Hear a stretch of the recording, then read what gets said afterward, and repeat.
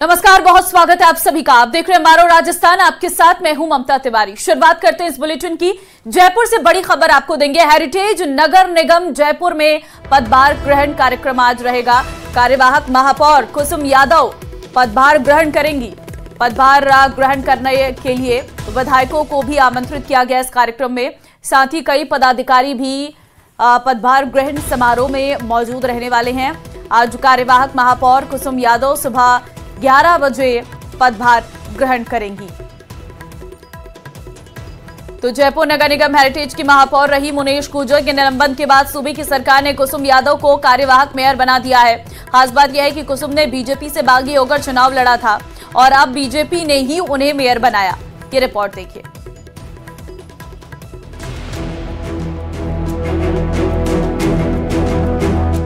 तालमेल देखने को मिलेगा कांग्रेस भाजपा के पार्षद 100%, क्योंकि आप देख सकते हैं मेरे आने से पहले तो कांग्रेस के पार्षद यहाँ आ गए थे भारतीय जनता पार्टी के परिवार में, तो जरूर आपको तालमेल देखने को मिलेगा।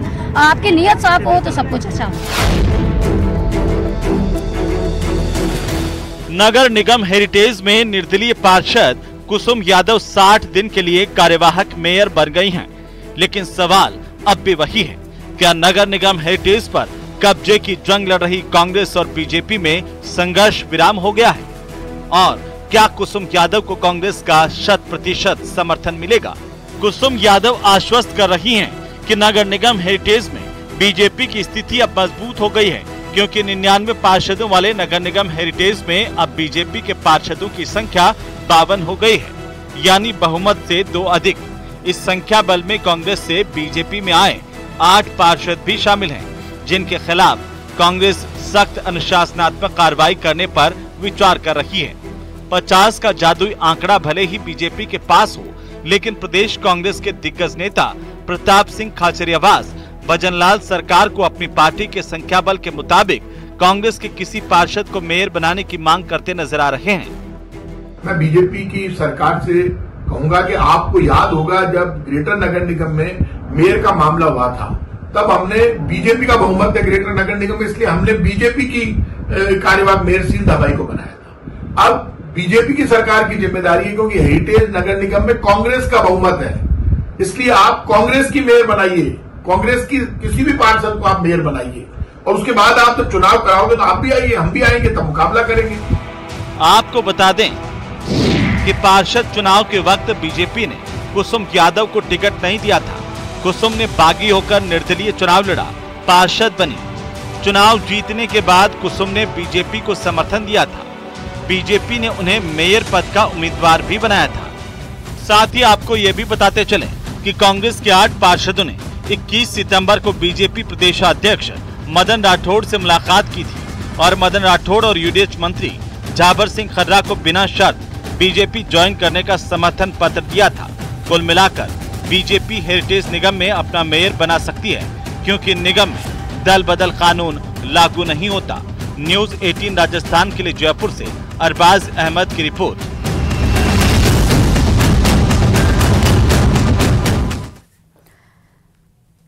अगली खबर की ओर रुख करते हैं। मुख्यमंत्री भजनलाल करेंगे चुनाव प्रचार। हरियाणा और झारखंड में चुनावी हुंकार भरेंगे। 26 और 27 सितंबर को हरियाणा में चुनाव प्रचार। 26 सितंबर को समलखा विधानसभा क्षेत्र में चुनाव प्रचार। बीजेपी प्रत्याशी मनमोहन भड़ाना के समर्थन में ये प्रचार रहेगा। 28 सितंबर को झारखंड में परिवर्तन यात्रा जनसभा को संबोधित करेंगे। तो फिलहाल मुख्यमंत्री हरियाणा और झारखंड में भी चुनाव प्रचार करने वाले हैं और वहां पर भी चुनावी हुंकार भरते हुए नजर आएंगे। इससे पहले जम्मू के दौरे पर भी सीएम रहे थे, जहां पर चुनावी माहौल के बीच जनसभा को संबोधित किया था। ऐसे में 26 और 27 सितंबर को हरियाणा में चुनाव प्रचार करेंगे। 26 सितंबर को समलखा विधानसभा क्षेत्र में प्रचार रहेगा।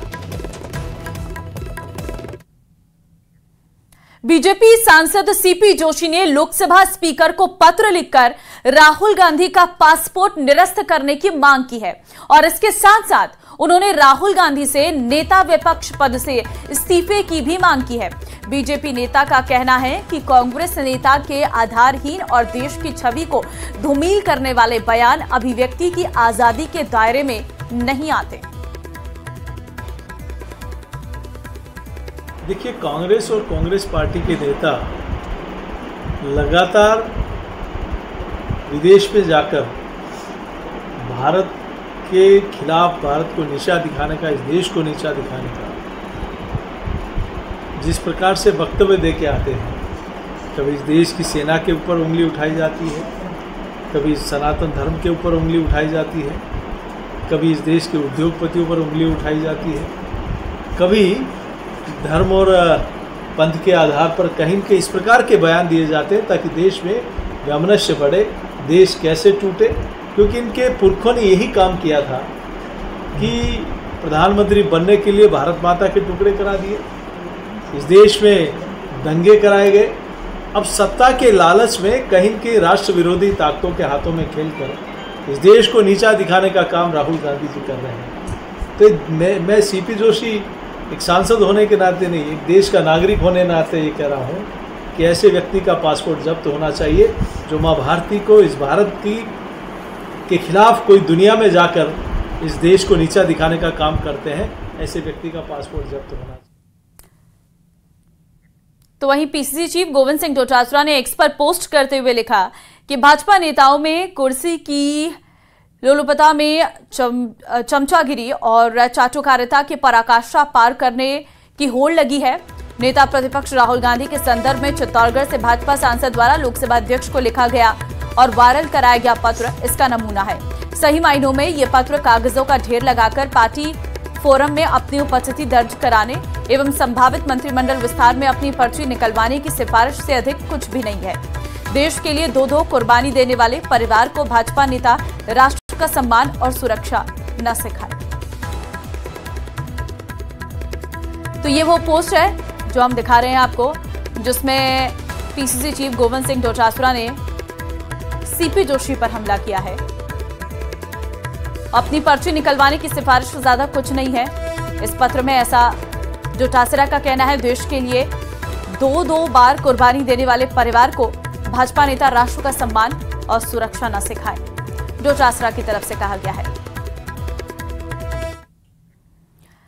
और एक और बड़ी खबर, पूर्व विधायक सूर्यकांता व्यास का निधन। 86 साल की उम्र में अंतिम सांस ली है। 6 बार विधायक रह चुकी हैं और लंबे समय से बीमार चल रही थी सूर्यकांता व्यास। और आज सुबह ये जानकारी प्राप्त हुई है कि अब पूर्व विधायक सूर्यकांता व्यास इस दुनिया में ले रही हैं अंतिम सांस। उन्होंने अस्पताल में ली है। दरअसल लंबे समय से बीमार चल रही थी, हालांकि उनका इलाज भी चल रहा था, लेकिन आज सुबह ये दुखद खबर सामने आई कि सूर्यकांता व्यास अब हमारे बीच नहीं रही। बीजेपी की वरिष्ठ नेता, 6 बार रह चुकी विधायक, सूरसागर से 3 बार रही एमएलए, पुराने जोधपुर से 3 बार रही एमएलए, लंबे समय से बीमार चल रही थी और जीजी कहकर सूर्यकांता व्यास को सभी बुलाते थे। तो एक ऐसी शख्सियत जो आम जनता से लेकर खास लोगों के बीच में काफी पॉपुलर, और प्रधानमंत्री नरेंद्र मोदी खुद जब उनसे मुलाकात करने के लिए आए थे, चुनावी प्रचार के दौरान उनसे मुलाकात की थी, तब हाथ जोड़कर उनका आभार किया था। और साथ ही साथ सूर्यकांता व्यास का व्यक्तित्व जो है वो हमेशा ही अब लोगों के दिलो जहन पर रहेगा। जोधपुर के विकास में एक अहम योगदान रहा है। करौली के टोडा भीम से बड़ी खबर आपको देंगे। टोडा भीम में बदमाशों का कहर देखने को मिला है। देर रात युवक की गोली मारकर हत्या की गई है। सिर में गोली लगने से युवक की मौत हो गई। मौके पर ही पुलिस ने मोर्चरी में रखवाया शव। घटना से सैनी समाज सहित लोगों में आक्रोश देखने को मिला है। मौके पर टोडा भीम पुलिस मौजूद, घटना की कर रही जांच। टोडा भीम के बाला सागर की ये पूरी घटना है। तो युवक की गोली मारकर हत्या करने का ये पूरा मामला सामने आया है। जब मैं जगह ना, जब आवाज दे रहे वो शिव सिंह को बाहर बुला लिया उन्होंने, 3 जने, एक बंदूकी।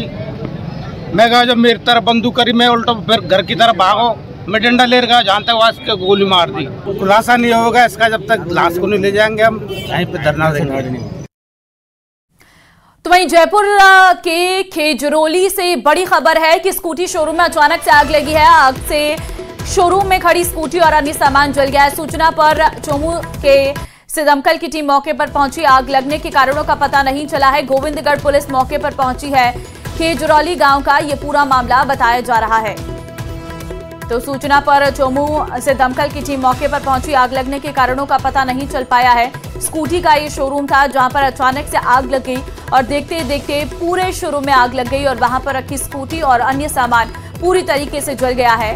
काफी बड़ा नुकसान जो है शोरूम मालिक को हुआ है। अब आग लगने के कारणों का पता लगाया जा रहा है कि आखिर क्या वजह थी जिस वजह से ये आग लगी है। तस्वीरें भी आपके सामने है। और अब आपको जयपुर से बड़ी खबर देंगे। एसएमएस अस्पताल अव्यवस्थाओं का आलम बना हुआ है। एसएमएस अस्पताल की लिफ्ट में कार्मिक फंसे, मरीज फंसे। 2 घंटे तक लिफ्ट में फंसे रहे कार्मिक और मरीज। इमरजेंसी की 4 नंबर लिफ्ट में फंसे 3 मरीज और एक कार्मिक। 2 घंटे बाद जो है उन्हें बाहर निकाला गया क्योंकि 2 घंटे तक बंद वो इस लिफ्ट में रहे थे। तो एसएमएस अस्पताल में ये जो अव्यवस्थाओं का आलम है वो लगातार बढ़ता नजर आ रहा है। और जो एसएमएस अस्पताल की लिफ्ट है उसमें कार्मिक और मरीज फंस गए। 2 घंटे बंद रहने के बाद उन्हें बाहर निकाला गया।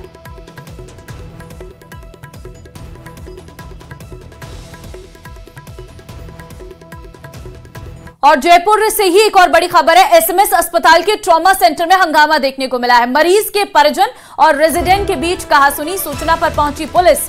तो एसएमएस अस्पताल के ट्रॉमा सेंटर में हंगामे का एक पूरा मामला है जहां पर मरीज के परिजन और रेजिडेंट के बीच कहासुनी हुई है और इस दौरान सूचना पर पुलिस भी मौके पर पहुंची है। दरअसल एसएमएस अस्पताल के ट्रॉमा सेंटर में हंगामे का ये पूरा मामला निकलकर सामने आया है।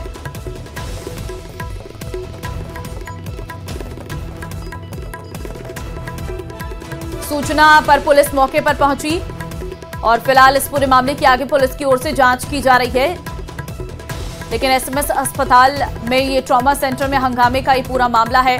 मरीज के परिजन और रेजिडेंट के बीच कहासुनी हुई है किसी बात को लेकर, जिसके बाद ये हंगामा बढ़ता चला गया। और अब खबर कोटा से आपको देंगे जहां चलती दयोदय एक्सप्रेस ट्रेन के एसी कोच में सांप निकलने का मामला सामने आया है। कोच में सांप को देखकर यात्रियों में अफरा तफरी मच गई। ट्रेन को कोटा के रेलवे स्टेशन पर ही रोक दिया गया। रेलवे कर्मी यात्रियों ने सांप को बाहर निकालने का प्रयास किया लेकिन सफल नहीं हो पाए। मौके पर स्नेक कैचर गोविंद शर्मा को बुलाया गया। स्नेक कैचर ने कड़ी मशक्कत के बाद वाटर स्नेक को पकड़ा, उसका रेस्क्यू किया। सांप को पकड़ने के बाद यात्रियों ने राहत की सांस ली। करीब 1.5 घंटे तक कोटा स्टेशन पर ट्रेन रुकने के बाद ट्रेन को रवाना किया गया।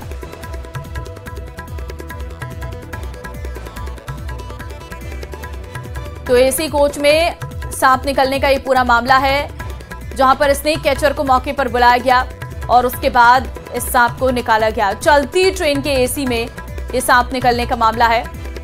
जैसे ही सांप निकला यात्रियों में अफरा तफरी का माहौल देखने को मिला। रेलवे कर्मी पहुंचे। 1.5 घंटे तक ट्रेन को रोका गया और उसके बाद जब सांप निकल गया था तब ट्रेन को रवाना किया गया। चित्तौड़गढ़ के सेंथी क्षेत्र में कथित लव जिहाद के मामले को लेकर हंगामा खड़ा हो गया है। हिंदू संगठन के कुछ युवकों ने रावत भाटा निवासी एक युवक और उसके 2 समर्थकों की पिटाई कर दी। सूचना पर पहुंची पुलिस ने मामले में 2 युवकों को गिरफ्तार किया है। जानकारी के अनुसार रावत भाटा थाना क्षेत्र में समुदाय विशेष के युवक द्वारा एक युवती को घर से भगा ले जाने का मामला दर्ज हुआ है। युवती की चित्तौड़गढ़ वन स्टाम्प सखी सेंटर में काउंसलिंग की जा रही थी। इसी दौरान युवक अपने 2-3 समर्थकों के साथ चित्तौड़गढ़ पहुंचे और सांवलिया चिकित्सालय के बाहर घूम रहा था। इसी दौरान कुछ युवकों ने भनक लगने पर उन पर हमला कर दिया। मामला लव जिहाद से जोड़कर देखा जा रहा है। यहां युवक द्वारा भी अभद्रता से बोलने का माहौल गर्मा गया, जिस पर हिंदू संगठन के लोग इकट्ठा हो गए, युवक की पिटाई कर दी। फिलहाल पुलिस पूरे मामले की जांच कर रही है।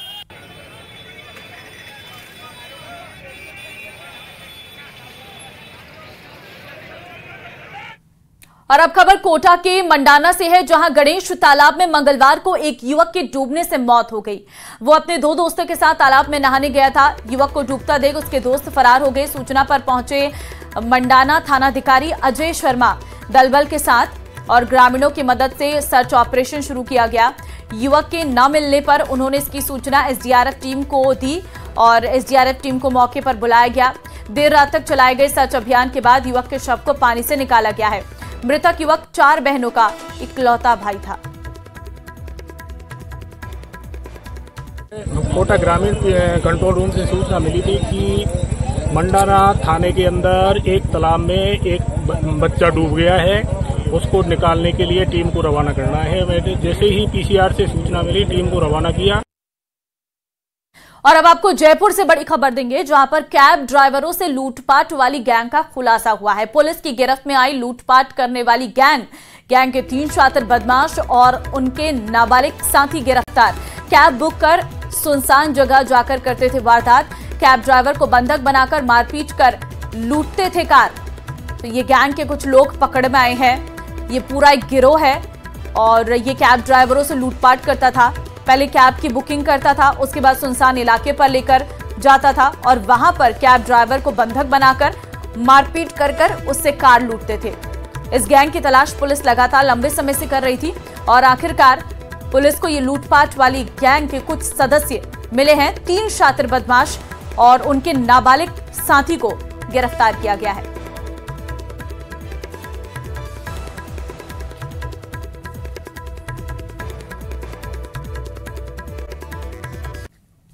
और श्रीगंगानगर से बड़ी खबर आपको देंगे। बंदूक और बारूद सहित एक को गिरफ्तार किया गया है। 7 जेडीएम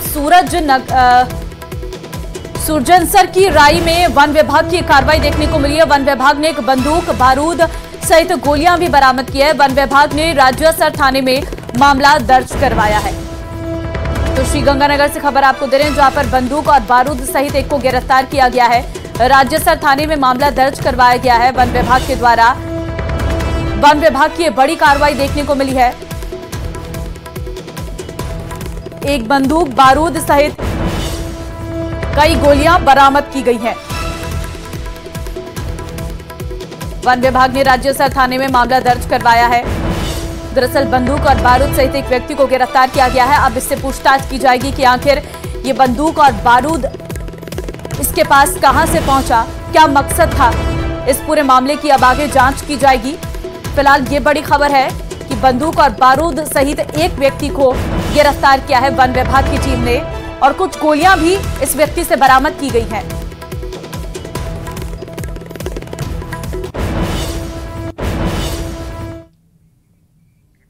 और चलिए यहां वक्त एक छोटे से ब्रेक का है, फौरन हाजिर होते हैं।